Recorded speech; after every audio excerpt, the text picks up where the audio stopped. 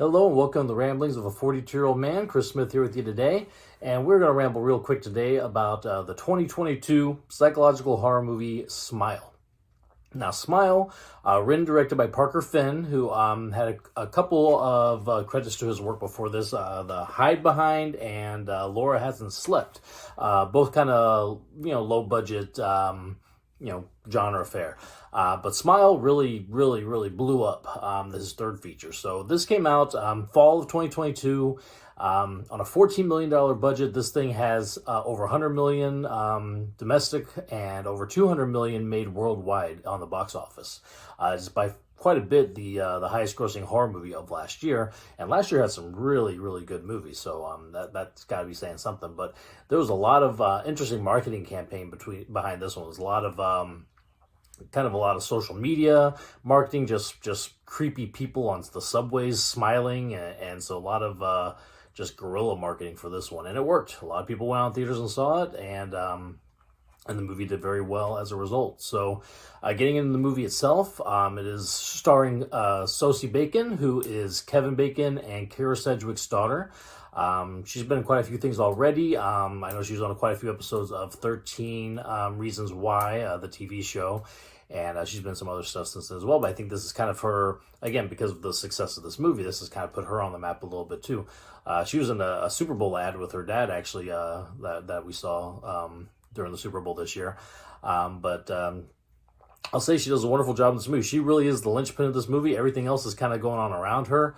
We got Kal Penn has a small part in it. Kyle Gallner is in it for a little bit. We may recognize him when he was younger. He was in things like the Nightmare on Elm Street reboot and Red State and stuff like that. But he was actually in last year's Scream 5 as well in a really small part. So good to see him still continue to make movies, and he's in this he probably would be second billing in this one behind Sosie Backn, but this really is her movie, and she does an amazing job with some really hard stuff. This movie is very psychological, and yes, there is a supernatural creature in it, but the majority of the movie is just this woman in her own mind most of the time.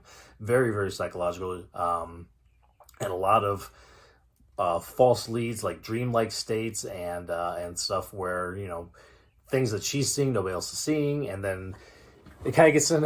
I'll say right up front, Smile, it was enjoyable for me, but there has a lot of stuff that I don't particularly like. So I am not a big fan on the we don't know if this is real trope, like somebody's going through a situation, all of a sudden something crazy happens, and all of a sudden they wake up, and it's not even that they dream, it's just like it was going on in their mind. And this does this a lot. I mean, multiple times throughout the movie.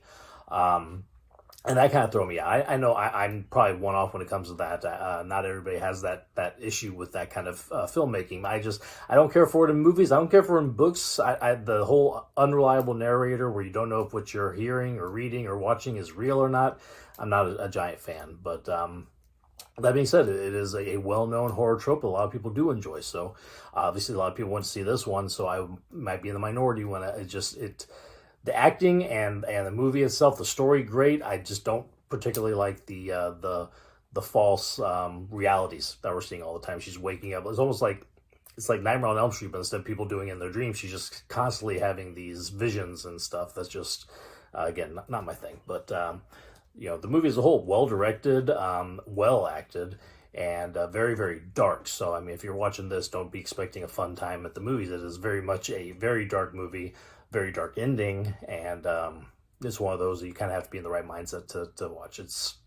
I'll tell you, trigger warnings aside, a lot of us talk about suicide, and a lot of suicides that we see. We see quite a few suicides in this movie. Now, yes, they are being driven by the supernatural force, so it's not, but it's still, these are people hurting each other, or hurting themselves. So just warning up front about that if you're thinking about checking this one out. But again, well put together, had some good jump scares, and for the psychological horror it is done really well. I just don't particularly like this brand of horror myself. So that's kind of my thoughts on Smile. I will still be interested when Parker Finn is doing new movies. I saw enough with the directing style and stuff that I'll still check them out. I think Sosie Backn is going to be doing a lot of stuff in the future because she definitely has the acting skills and the genes in her background to be doing well. But interested to see what they do going forward. Smile was just a bit of a miss for me, but I'm sure that a lot of people who are into that kind of dark psychological horror stuff will enjoy this one. So I know it's on VOD right now. Not sure if it's streaming anywhere yet, but check it out on video on demand if you need to. I'm sure you can find it on Prime. Thank you for listening, and everybody have a great day.